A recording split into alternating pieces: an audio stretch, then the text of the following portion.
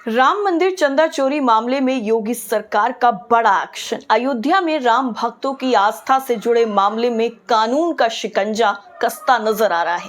SIT जांच के बाद में एफआईआर दर्ज हो चुकी है और कई गंभीर धाराओं के तहत जांच आगे बढ़ रही है। सबसे बड़ी बात यह है कि योगी सरकार ने यह साफ संदेश दे दिया है कि आस्था के नाम पर किसी भी तरह की गड़बड़ी को बर्दाश्त नहीं किया जाएगा। चाहे मामला कितना भी बड़ा क्यों ना हो, कार्रवाई जरूर होगी। बहुत बहुत स्वागत है आपका कुल्हड़ न्यूज पर और मैं हूं आपके साथ साइबा। देखिए, अयोध्या से एक ऐसी बड़ी खबर सामने आई है जिसने देश भर का ध्यान अपनी तरफ खींच लिया है। राम भक्तों की आस्था के केंद्र श्री राम मंदिर में चढ़ावे को लेकर सामने आए कथित घोटाले के मामले में अब बड़ा एक्शन हुआ है। सबसे बड़ी बात यह है कि उत्तर प्रदेश की योगी सरकार ने इस मामले में किसी भी तरह की ढिलाई नहीं दिखाई है और जांच एजेंसियों को पूरी आजादी देते हुए कार्रवाई का रास्ता साफ कर दिया है। यही वजह है कि अब इस पूरे मामले में एफआईआर दर्ज हो चुकी है और पूरे घटनाक्रम पर देश की नजरें टिकी हुई है।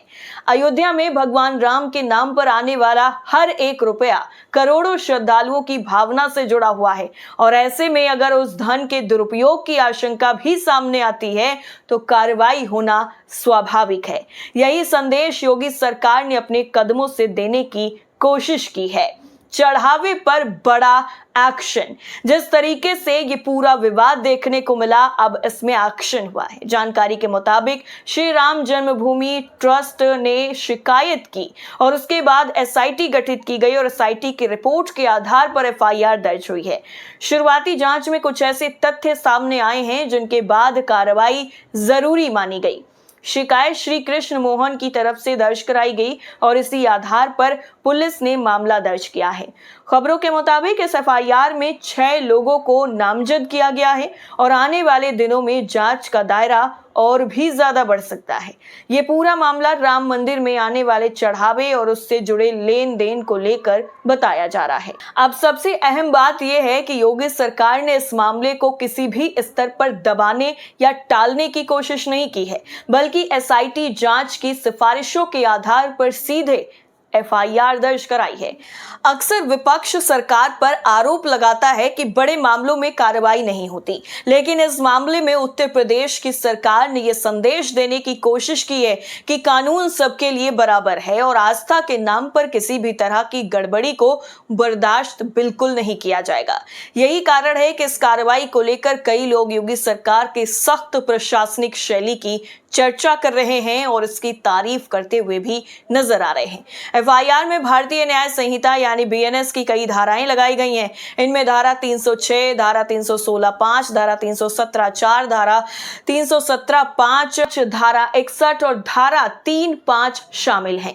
इन धाराओं के तहत आपराधिक विश्वासघात, धोखाधड़ी, संपत्ति के दुरुपयोग और संगठित तरीके से अपराध करने जैसे आरोपों की जांच की जा सकती है। इन धाराओं का इस्तेमाल दिखाता है कि जांच एजेंसियां इस मामले को गंभीर आर्थिक अपराध और विश्वास से जुड़े मामले के रूप में सीधा सीधा देख रही हैं। अब जिस तरह से ये धाराओं का शिकंजा कसा है, उसके बाद इस पूरे मामले में अब जो सख्ती है और ज्यादा देखने को मिलेगी। राम मंदिर सिर्फ एक धार्मिक स्थल नहीं, बल्कि करोड़ों लोगों की आस्था का प्रतीक है।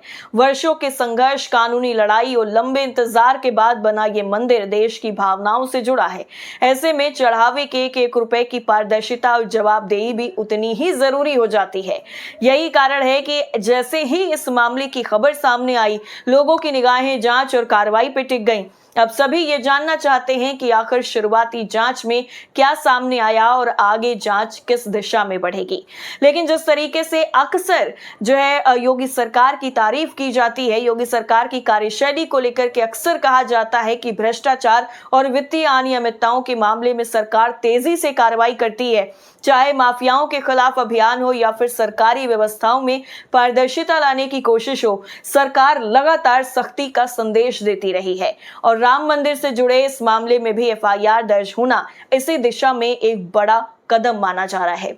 सरकार ने यह बिल्कुल साफ संदेश दे दिया है कि चाहे मामला कितना भी संवेदनशील क्यों ना हो, अगर जांच में तथ्य सामने आते हैं तो कार्रवाई निश्चित तौर पर की जाएगी। अब इस पूरे मामले में अगला चरण जांच का होगा। पुलिस और जांच एजेंसियां दस्तावेजों, वित्तीय लेन देन और संबंधित लोगों से पूछताछ के आधार पर आगे की कार्रवाई करेंगी। अगर जांच में आरोप सही पाए जाते हैं तो संबंधित लोगों के खिलाफ और भी कड़ी कार्रवाई हो सकती है। वहीं अगर जांच में आरोप साबित नहीं हो पाते हैं तो वो भी सामने आ जाएगा। लेकिन फिलहाल सबसे बड़ी बात यही है कि जांच प्रक्रिया शुरू हो चुकी है और मामला अब कानूनी दायरे में एंट्री कर चुका है। राजनीतिक तौर पर भी आपको बता दें कि यह मामला बेहद ही महत्वपूर्ण माना जा रहा है, क्योंकि राम मंदिर देश की राजनीति और जनभावनाओं के केंद्र में रहा है। ऐसे में इस मामले में पारदर्शिता बनाए रखना सरकार और ट्रस्ट दोनों के लिए बेहद ही जरूरी माना जा रहा है। आने वाले दिनों में एसआईटी और पुलिस की जांच रिपोर्ट कई नए खुलासे कर सकती है।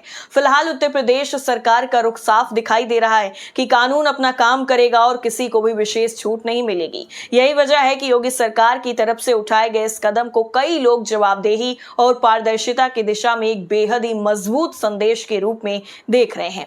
फिलहाल के लिए पूरे देश की नजर इस मामले की अगली कार्रवाई पर है। क्या जांच में और भी नाम सामने आएंगे?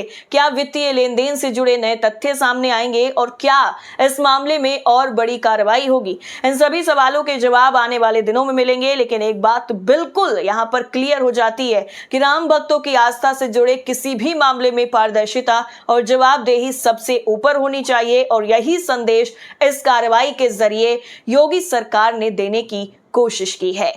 कैसी लगी आपको हमारी ये खबर में जरूर बताइए। फिलहाल के लिए इतना ही। नमस्कार।